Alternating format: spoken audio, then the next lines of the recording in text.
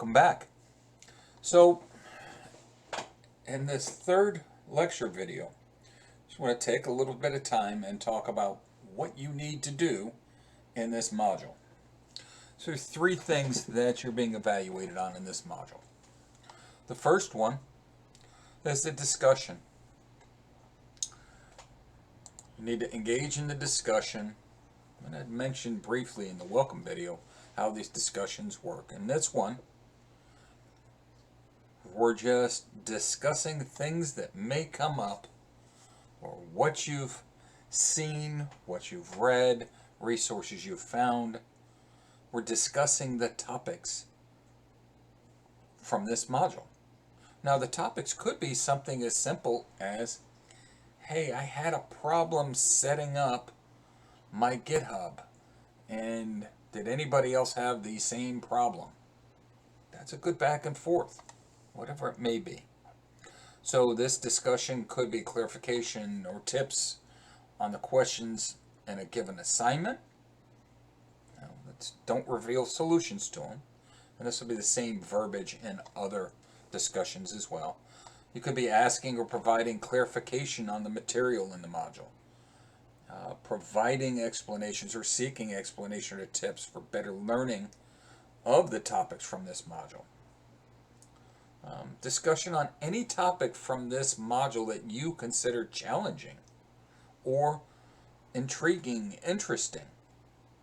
How about applying or the variety of applications of the concepts discussed in this module? Oh, today I saw the concepts discussed in this week's lecture or in this chapter, the sensor, this type of sensor used in this context. Share the knowledge.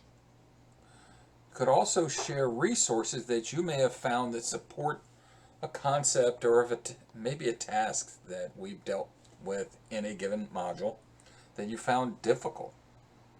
Here's something I saw. It could be a YouTube example or some website that gave you clarity or better insight or more recent insights on a given topic.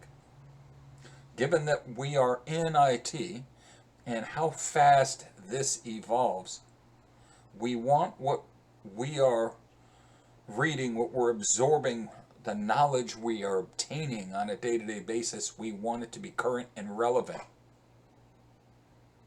And it doesn't take long for the resources that we have to become dated. So if you find something that's bright, shiny, and new, share it with the rest. All right, so that's the discussion part this week, or I should say in this module. Aside from that, you've got resources that you need to get set up. So we're going to deal with coding. I want you to get this, your environments, the resources you're going to use in future modules, get them set up now. So you're going to create a GitHub repository. It's a place for you to let's say store or archive your code. Not just for this course, but you can do it for any course that you're taking, and not just for courses. It could be any project you're working on. Now, if the project is for a given course, you'll create a repo or a folder for that course, and then subfolders in that repo. So for this task, we want you to create a repository or a GitHub repo and label it CEN2212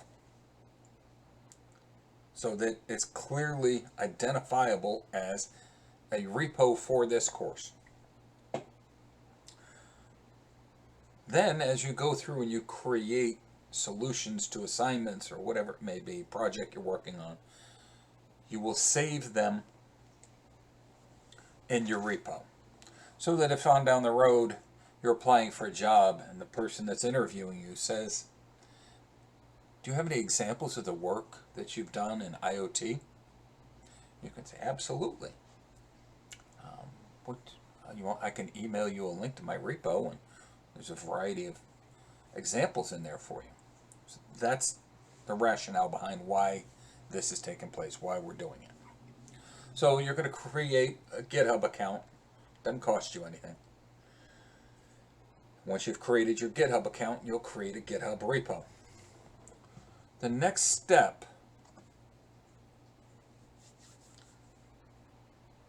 in this task and this assignment is for you to install Visual Studio Code or visualstudio.net.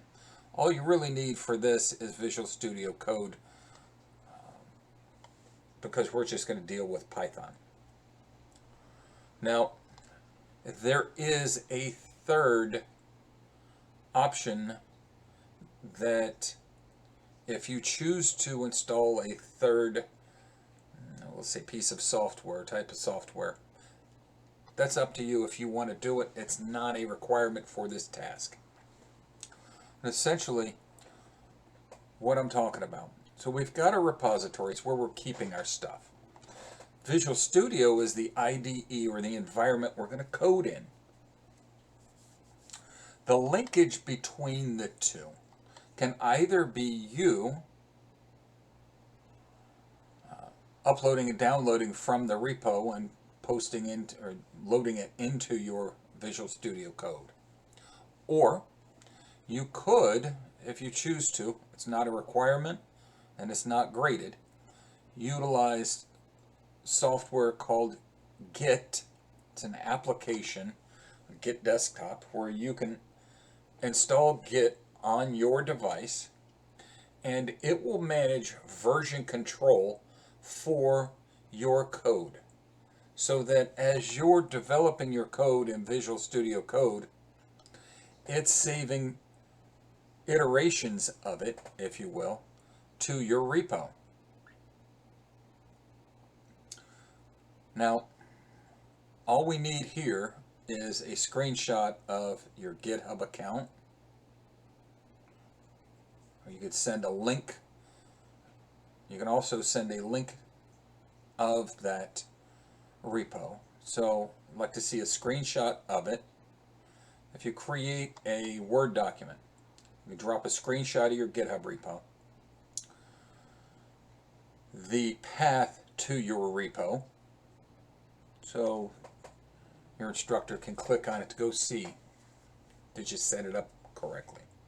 So you'll need to share that link to your repo, and a screenshot where you've installed either Visual Studio Code or visualstudio.net.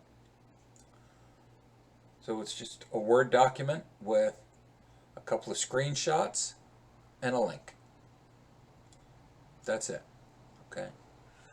Upload that document here, and you're good. Now,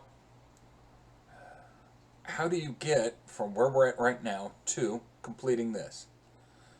Got a link here, Module 1 Resources page, and if I click on it, it'll take us there. Here's 3 separate, or actually I've got 4 videos posted in there now. You may see more in there. This first one just walks through Git and GitHub, explaining how the two interact, how to set up your GitHub, and then down below in this one, it's not just Git and GitHub, now it's Git, GitHub, and Visual Studio Code, and how all of it works. Now, as I said, for this course, we're just dealing with GitHub and Visual Studio Code. You do not have to use Git. If you want to use Git, and it's something that you would use in teams, if you were in a team development environment, it's a great resource. It's just not something that we have to use for what we're doing. So from there, what else we got? Well, refresher on the OSI model and understanding how these devices are talking back and forth across the network. And if you're not well versed with Python, we're going to deal with Python in future modules. Here's Corey Schaefer's first video in his playlist of Python for beginners. It's just installing, setting up Python. The first 9 videos will be a great refresh for you if your Intro to Programming course, COP 1000, that was a prerequisite for this course, was not something that you've done recently. Okay. So with that said, we'll see you in Module 2.